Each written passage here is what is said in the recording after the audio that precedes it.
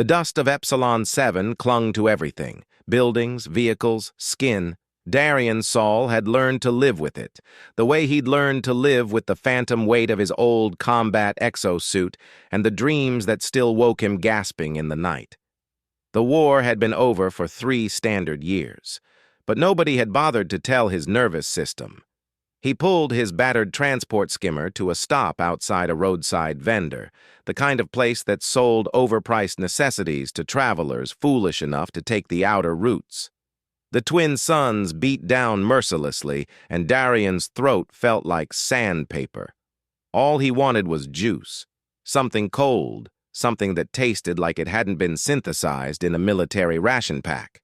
The vendor, a Kikshari with too many eyes and not enough patience, barely looked up as Darian approached. 5 credits for the small, 8 for the large. Darian was reaching for his credit chip when he heard it, a sound that didn't belong in the lazy afternoon heat. A whimper, barely audible over the hum of passing speeders. His combat instincts, never truly dormant, flared to life.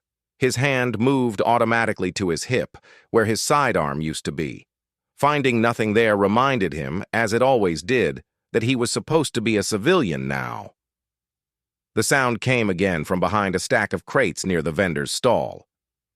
"You hear that?" Darian asked. The Kikshari's eye stalks swiveled. "Hear what? You buying or not, human?"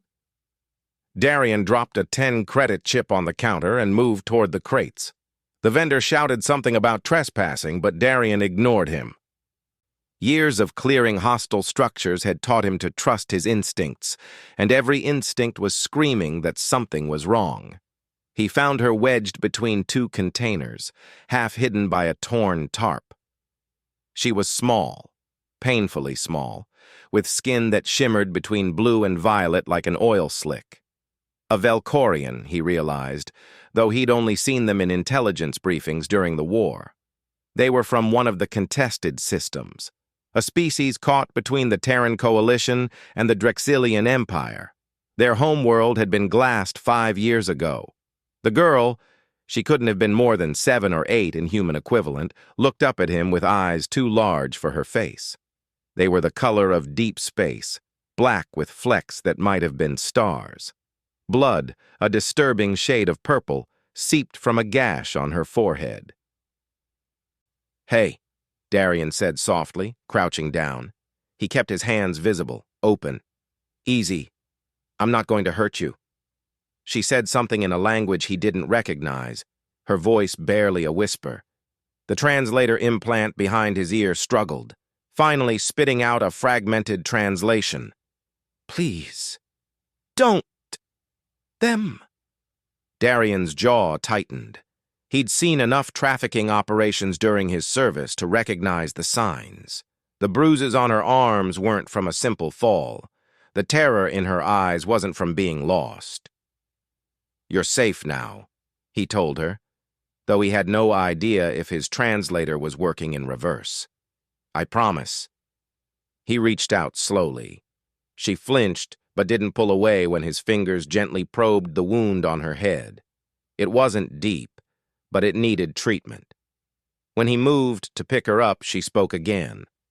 This time, his translator caught it clearly. "They will come back." "Let them," Darian said grimly.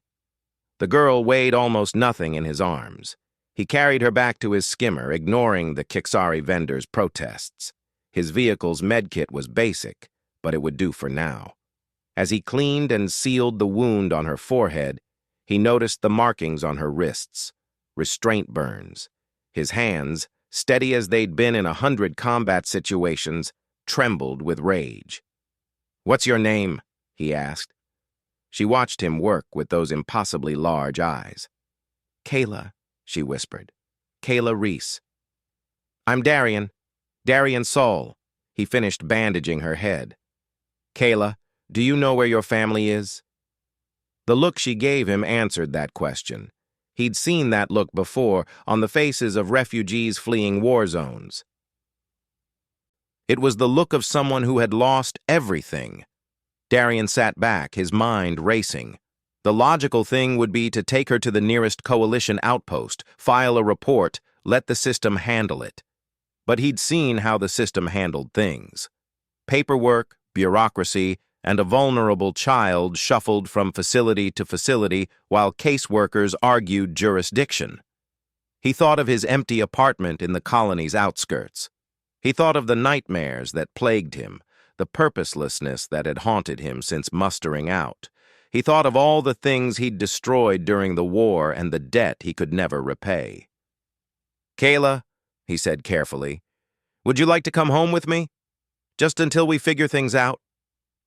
She studied him for a long moment. Then, slowly, she nodded. That night, after he'd given her food and shown her to the spare room, Darian sat on his balcony and stared at the stars. He'd gone out for juice. Simple, uncomplicated, the kind of mundane task that was supposed to define civilian life. Instead, he'd found something he hadn't realized he was missing: a purpose. From inside, he heard Kayla moving around. She'd been terrified of the shower until he showed her it was just water. She'd never seen real fruit before the meal he'd prepared. Every small thing was a revelation to her, and every revelation reminded him why he'd fought in the first place. Not for territory, not for resources. For moments like these, for the chance to protect someone who couldn't protect themselves. His communicator buzzed. A message from an old service buddy. "Still alive out there, Saul?" Darian looked back toward the apartment, where a small alien girl was experiencing safety for perhaps the first time in years. He thought about the future, the challenges, the legal battles, the questions he'd have to answer. He smiled, something he hadn't done genuinely in 3 years. "More alive than I've been in a while," he typed back. He'd stopped for juice, but he'd found something infinitely more valuable, a reason to keep going. A life that needed protecting, and maybe, just maybe, a path to redeeming himself. The stars overhead looked different now, less like the cold void of his nightmares, more like the possibilities he'd forgotten existed. Kayla Reese had changed everything, and Darian Saul wouldn't have it any other way.